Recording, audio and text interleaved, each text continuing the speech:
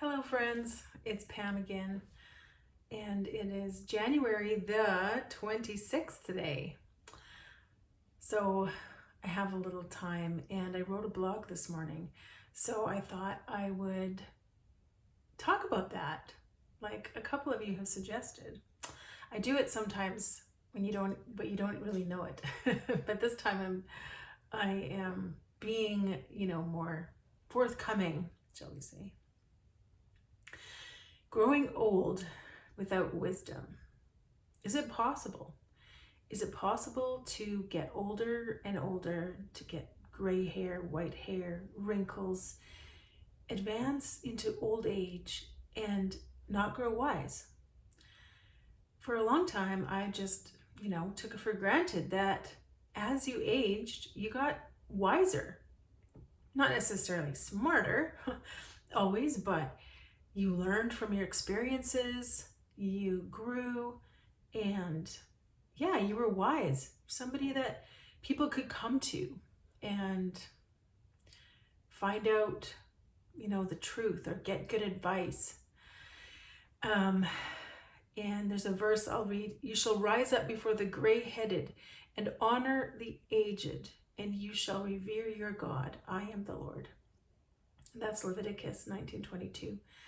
And I do still believe that it's very important to honor our elders. And so when I'm talking about people who grow old without growing wise, I hope I can still do it in a way that gives honor where honor is due. So in thinking about aging and growing wise, I was thinking about some of the recent older men in like the Christian world, in the theological world, who have fallen, shall we say, like guys in their 70s who have been lauded, looked up to for many years, like Steve Lawson, author, right, pastor, so many people that he mentored and spoke to every week, and he was carrying on a dalliance, an affair really, with a former student, someone much, much younger than him. And it wasn't just like a one-time thing, it was for a long time. And you think, well, how could somebody go so long, and what causes them to fall? And I mean, we can all fall, we can all struggle, we can all do foolish things. Even if you're wise, you can still do foolish things. So nuance there, right?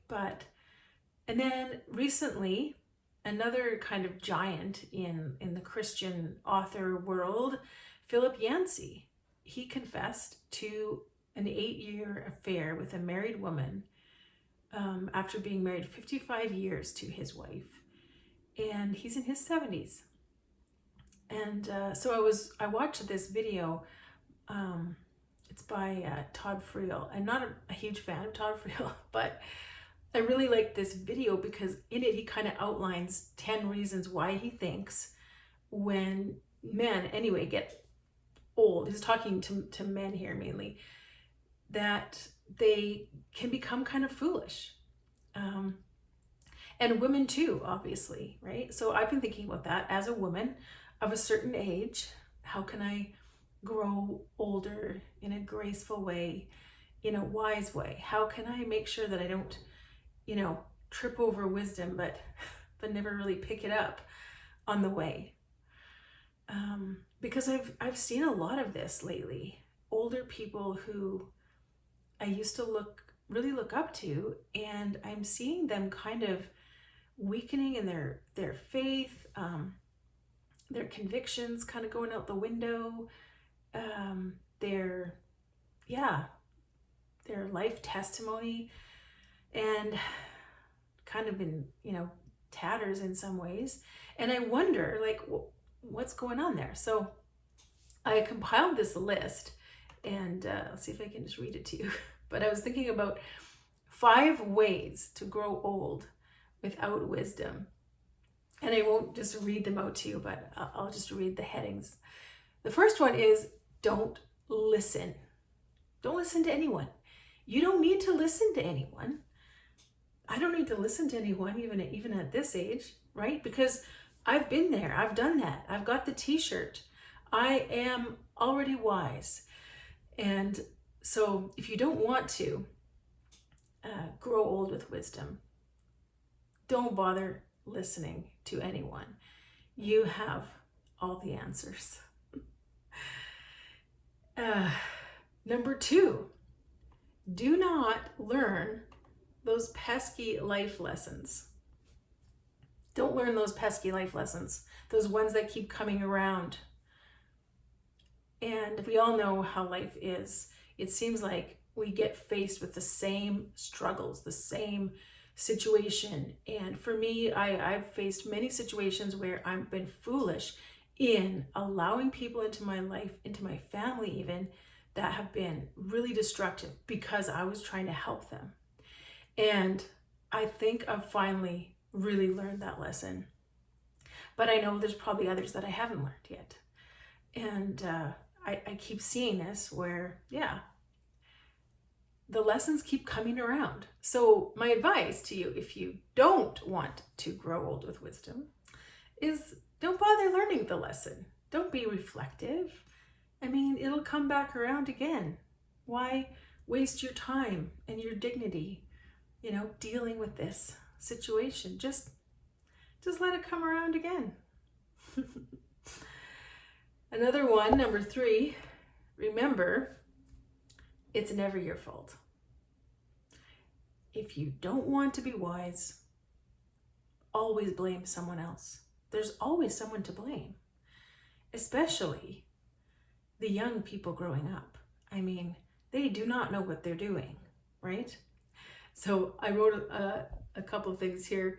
The way we did things for decades was working. If it's not broke, don't fix it. Oh, it is broke? Well, it's got nothing to do with me. Someone dropped the ball. What ball, you say? This one. This one I'm holding in my hand. Wink, wink, wink, nudge, nudge. And a verse that I thought of was Proverbs 18, verse 2. A fool takes no pleasure in understanding, but only in expressing his opinion. Or her. So maybe that's what I'm doing. Maybe I'm just a fool expressing my opinion. Number 4, start fights, but don't finish them. Have you noticed that a lot of older people get accused of being grumpy or mean as they grow older? And I think there's a lot of reasons for that. A lot of times people are just in pain, right? Or they're just fed up. And so I totally get that. But what I'm talking about here is anger. So fighting, gossiping, starting little problems here and there. And so if you don't want to grow wise, make sure you continue to spread this anger.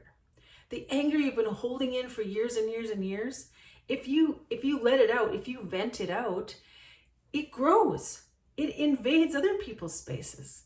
And, there's nothing more rewarding than seeing, the next generation, even grandchildren, great-grandchildren, continuing on with the same family dysfunction that we, didn't have the time or the courage maybe to face. Like our wagons went down those ruts so easily all those years. Let's just leave the ruts as they are. I hope you get that a lot of this is satire. It doesn't come across as well on video. But yeah. And the 5th one, if you want to make sure you stay unwise as you're growing old, avoid new experiences and perspectives. No, you don't want to leave the house. I mean, I don't want to leave the house. But what I mean by that is a metaphor for not getting out there, not listening to new perspectives. Maybe you've listened to the same speakers, the same radio shows. I say radio shows, but I mean, podcasts. Even the same like YouTube videos, if you listen to YouTube. And we don't want to like get out and look at things from a different perspective, right? So if you want to avoid wisdom, it takes so much planning and work and mental energy and physical energy and discomfort to leave the nest that we have been feathering. And I don't really mean our actual homes. I mean our situation in life, right? Or our carefully held opinions. We don't want to shake those up. Better to let sleeping dogs lie. And avoiding new experiences is what we deserve, after all. We have earned it through years and years and years of being right. Sometimes it's way more fun to tackle a tough subject with a little bit of humor. So that's why I said it in that way. 5 things that you can do if you want to avoid growing wise. And to finish off, I was thinking, isn't it amazing that I figured this out so young? The ripe old age of 51. I'm still just a kid in some of your eyes, I'm sure. But yeah, to finish in a more gentle and hopeful way, we all have opportunities to grow and change and become wise. We all are confronted with lessons that we can learn from, or we can stuff them under the rug. And it really seems like humility is the key to wisdom. If we trip over our pride, we often get, disgusted, embarrassed. I've seen people who just kind of shake it off and pretend it didn't happen, pretend it's someone else's fault, right? Someone else tripped them up. But it was really our own pride. And I think for myself, as I'm growing older, I want to challenge myself to stay humble, to stay open, and to realize that with that humility, like a sheep, right? God calls us sheep. We're all a little unsteady. We're all a little foolish. And yet he keeps us on the path. So it's okay to be a little foolish, but I don't think there's any excuse for growing old without wisdom, because people need us. The younger generations need us to be wise. And yeah, that's what I'll leave you with. All right, thanks for coming along, and I hope you didn't mind me kind of looking over to the side and reading a little bit. But yeah, that was kind of fun. Let's grow old and wise together. All right, leave a like if you want. Subscribe if you feel like it. If you want to be wise, you better subscribe. Maybe that'll be my new tagline. Okay, I'll let you go. Bye-bye.